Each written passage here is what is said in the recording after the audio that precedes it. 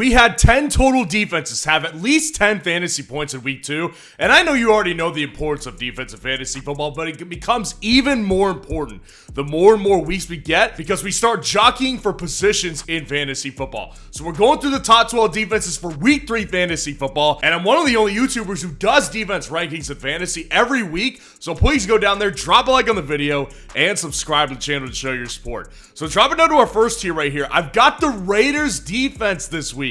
Finally can put my guys at number 1 versus the Carolina Panthers. Obviously, I've been really big on the Raiders for all of the offseason, and they haven't really shown too well yet in fantasy football. Now, last week against the Baltimore Ravens, their numbers are not going to show for it in fantasy, but that Raiders defense was a massive part of why they won that game. That front seven, I've been talking about it for months, with the addition of Christian Wilkins, is going to cause problems, and they did exactly that versus a weaker Baltimore Ravens offensive line. And that's the reason that they won this game. Now, obviously, taking on the Panthers, that's like a cakewalk compared to what they just had against the Panthers. It's a low over-under. The Raiders are already favored in this game. So I think that even with the quarterback switch from Bryce Young to a red rifle who's like 36 or 37 at this point, I think the Raiders defense is going to crush this week in fantasy football. Now, dropping down to number 2, I've got the Browns defense versus the New York Giants this week. So obviously with the Browns defense, they haven't shown anything great in fantasy football yet either. But that's because in week 1, they played the Cowboys. And in week 2, the Jags offense is not very good. But they weren't able to really cause any mistakes or anything like that. This is the perfect week for the Browns to get fantasy production because, as a lot of you know, there is a difference between good NFL defenses and good fantasy defenses. We need those splash plays in fantasy football, which the Browns just haven't really provided yet. But based on their pass rush, they're going to be able to blitz and just get to Daniel Jones at a really consistent clip in week 3. And because Daniel Jones is Daniel Jones and he's mistake prone as anybody can get, that's going to be a situation where they're going to take the ball over quite a bit from Daniel Jones. So I love the Browns defense this week. It's a great play. Now at number 3, I've got the Bucs defense versus the Denver Broncos this week. Now with the Bucs defense here, it's similar to the Browns and the Raiders. No good fantasy production as of yet. Like, they did really well last week against the Lions at an NFL level, but they weren't able to put up fantasy points at a really good clip because of the fact they didn't get any good turnovers or anything like that. This week, it's so much different. The Broncos, this is one of the lower over-unders of the week, and the Bucs are opening up as big-time home favorites in this game versus the Broncos. And the thing about the Broncos that's really surprised me is that I actually thought the Broncos with Bo Nix would be less mistake-prone. Like, I thought they would have trouble moving the ball this early. They're having trouble moving the ball, and they're turning the ball over. Like, that makes for great fantasy defensive performances against the Broncos. And I think this week, this is kind of the Bucs' breakout week in fantasy, because if they can get a couple picks off Bo Nix, maybe a fumble and a couple sacks, they're going to be in really good shape in fantasy this week, and that's exactly what I think is going to happen. Now, the Bills' defense is at number 4. Taking on the Jacksonville Jaguars at home, listen, this is really two things at once. Number 1 is I think the Bills defense, they dominated last week. I don't think that, I know that. And so I have been kind of lower on the Bills defense as we got closer to the season, and they came out and they showed really well. Now, this has a higher over-under, which makes you think the Jags are going to be putting up a good fight. I think the Jags are cooked, man. I really do. I'm actually going against Vegas on this one. I think the Bills hammer the Jags this week. And it really just comes down to the Jacksonville Jaguars having minimal weapons and Trevor Lawrence just not looking very good. I think the Bills are going to crush the Jags. I'm pretty much out on the Jags at this point, and I think the Bills this week, with that defensive performance they put up last week, is going to be coming in with some momentum, probably get a couple sacks on Trevor Lawrence. Now, dropping down to our next tier right here, I've got the 49ers defense at number 5 at the Los Angeles Rams this week. So obviously, last week was a massive disappointment for the 49ers defense. I thought they were going to be so much better, and they were ended up not only just like disappointing, they ended up pretty bad in fantasy. Now, the thing about the 49ers defense this week, they're at several advantages here. Now, if you take out the injuries that they have on their side of the ball, the Rams have just as many, if not more, issues. The Rams obviously have no wide receiver one anymore. You got a combination of Tyler Johnson, Demarcus Robinson, Tutu Atwell, and maybe Jordan Whittington mixed in there a little bit. Their offensive line is also crumbling, so they can't protect Matt Stafford, an immobile quarterback. that makes me think the 49ers front seven is going to have a field day on this offensive line and end up with like 5 or 6 sacks in this game. Now, I will say it's a divisional matchup. And for those of you who watch the defense rankings consistently, you know that divisional matchups are big in fantasy football. But I think that based on this lower over-under and the fact that the 49ers are pretty good favorites in this game indicates to me that the 49ers defense have a good rebound game in this week. Now, the Bears defense is at number 6 against the Indianapolis Colts in Indy this week. And again, it's a lower over-under, and there's one reality with the Bears. Actually, there's two. The two realities are their offense is still not very good. That offense is averaging less yards per play than the Panthers. It is atrocious right now in Chicago's offense. But you know what kept them in that game on Sunday night versus the Houston Texans? A great defense. The Bears have a legit defense. There's no ifs, ands, or buts about this one. Nothing. So the Colts here, I think the Colts are going to put up a really good fight in this game. And it's a lower over-under, so that indicates there's probably not going to be a lot of scoring. I actually agree with this one. I don't think there's going to be a lot of scoring.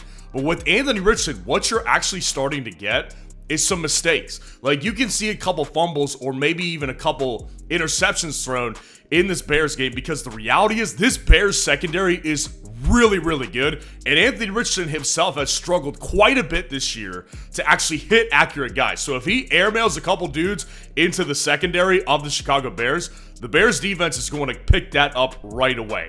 The Bears defense is elite. This matchup is a little bit tougher, but I do think the Bears defense is going to be a really solid play in week 3.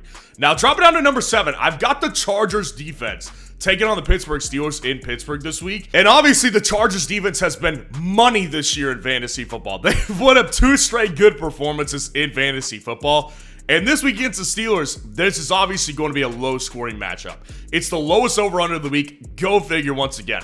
That's the thing with the Steelers, is they're going to muddy and ugly up these games big time. And I think that's what you're going to see again.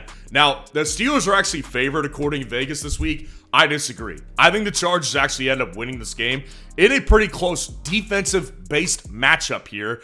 And with the Chargers, they have 2 things on their side against the Steelers this week. Number 1, the Chargers have a legit pass rush. Obviously, they've got Bosa and Khalil Mack off the edge. And number 2, the Steelers' offensive line is not very good. So if it's Justin Fields, they'll obviously have that element of rushing they'll have to deal with at the quarterback position. And the Steelers haven't turned the ball over yet. But I do believe that this week is the week the Steelers turn over the ball. And I think the Chargers just make a couple more plays defensively than the Steelers. So I've got the Chargers defense at number 7. Now, dropping down to our next tier right here, I've got the Jets defense on Thursday night versus the New England Patriots here. Now, this is, again, a pretty low over-under this week, and I don't think I'm expecting much scoring. Now, I'll tell you this, I really wanted to put the Jets defense higher. Like, I was really wanting to put them higher because, obviously, the Patriots, I was not big on in the offseason, and they haven't looked very good offensively the last 2 weeks. The reality is they're actually better than I thought. Like, they're actually getting yardage. Like, I didn't think they'd be good enough to do that. So they've been better than I've expected this season so far. And the Jets defense, the reality is that their defense, performance-wise last week, they had me disappointed. I was expecting a much more heartfelt performance from the Jets after getting embarrassed in week 1, and I really didn't see that. What I saw from them last week is being able to take advantage of what Will Levis makes a mistake. The Patriots just haven't made a bunch of mistakes this year, so I think that they'll be harder pressed to get a turnover this week, and it's really going to come down to them holding the Patriots to minimal points, which I do think is a good outcome this week on a short week in New York. The Colts defense is at number 9. Taking on the Bears, that same matchup, lower over-under, and I think the Bears' offense is pretty bad right now. And it shouldn't be, right? Like, it should not be this bad, but the reality is it is. Like, they have a lot of just bad juju going on, and that offense just looks out of sorts and in disarray. So I think that with Caleb Williams, what we saw last week was a player who is not sharp right now. He's not hitting guys like he was in college. This is not college, man. He's not as accurate. He's making mistakes, and his offensive line isn't protecting him. Now, the Colts defense, they have not been particularly good this year. That's why I've been lower on them this year than I was last year. But the one thing they have done is been able to get after the quarterback. Last week was a little bit of a Tougher week, I think, personally for them because the Packers' offense is so well run, and Matt LaFleur just knows how to game plan. So he knows that he had to get the ball out of Malik Willis' hands pretty quick, and he was able to do that. This week against the Bears, I think the Colts actually have a chance to have like 5 sacks. I think they really could, and I think they have the potential to get a couple turnovers. So I've got them here at 9, but I will say their ceiling is probably a lot higher than this. The Seahawks defense to round out this tier. Against the Miami Dolphins this week in Seattle, listen, the Seahawks defense has obviously been pretty decent for fantasy football this year. They had a good week 1. Last week wasn't particularly strong against the New England Patriots. The Miami Dolphins, they're going to make mistakes this week. They've obviously got Tyler Huntley, in all likelihood, coming into play for them this week off the Ravens practice squad. Like, this dude was not with the team last week. So what are the chances that he comes in and puts up a flawless game with 0 turnovers? I would say unlikely, because the Miami Dolphins are going to struggle to move the ball, obviously without Tua, because he's not Tua. And the reality is the Miami offense probably will turn the ball over once or twice in this game. And I think that's a good thing for Seattle. At home in Seattle, their defense has looked really physical this year. And I think they're going to be able to bully the Dolphins this week a little bit. They're coming in as favorites at home, lower over under. I'm taking the Seahawks defense inside the top 10 this week. Now, dropping down to our last tier, I've got the Chiefs defense at number 11 at the Atlanta Falcons. Now, obviously, if you watch Monday Night Football like most of us did, the Falcons offense came through. I mean, I tip my hat to Kirk Cousins because he came through on that last drive, looked pretty flawless to me. Now, the reality with the Eagles defense is they have just not looked very good. I mean, they have been really disappointing to me with Vic Fangio. The Chiefs defense has been really good. Last week, they put up a really good fantasy performance because they were able to get Joe Burrow and the Bengals to turn the ball over a couple times. So the Chiefs defense is so opportunistic with Steve Spagnuolo. And I think that this week in Atlanta on Sunday night, Kirk is not going to look the way he did against the Eagles defense on Monday night. So I think the Chiefs defense is a low-key good start this week in fantasy, but they're not my top defense of the week because I do think the Falcons are legit at this point at some level. I'm not convinced how legit they are, but the Chiefs defense, that's why I've got them inside the top 12. Now the Titans defense rounds it out versus the Green Bay Packers here. It really surprised me to see the Titans are actually opening up as home favorites this week. I thought the Packers would be favorites. Listen, I think the Titans in this low-scoring matchup, people will start to realize how good their defense really is. I've called the Titans defense a sleeper defense for a long time at this point, and I think that you saw a little bit of a glimpse in that the first 2 weeks. L'Jarius Sneed is a legit lockdown corner. That dude is really good at shutting down opponents' number 1 wide receiver. Now, I think their front 7 is really good as well. And I think that this is ultimately going to be a tougher matchup for Green Bay than it was versus the Colts because I think the Titans will provide a much more consistent pass rush on Malik Willis. Now, I will leave the door open. I've read that Jordan Love was really close to playing in week 2.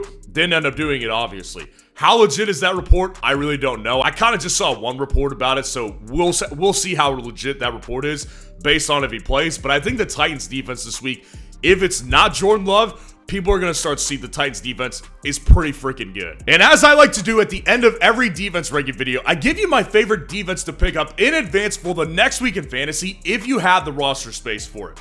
And this one feels pretty dirty. I'm not going to lie here on a number of levels, but I've got the Bengals defense because they're taking on the Carolina Panthers in week 4. So obviously this one feels dirty because the Panthers stink. Like, the Panthers are just a disaster right now. They're an utter disaster in football terms. So I think that based on the matchup versus the Panthers, any defense really in this league, possibly even the Commanders, is going to be streamable. The problem is that the other reason it feels dirty is because the Bengals defense sucks. Their defense is not very good. Now, they got up to play a little bit for the Kansas City Chiefs, which gave me a shot of life and made me think that this defense can play ball. And that's why I ultimately chose them against a weak Carolina Panthers offense with the red rifle. So let me know how your team is lining up this week. And if you want to see the top 30 wide receiver rankings for week 3, click on this video right here.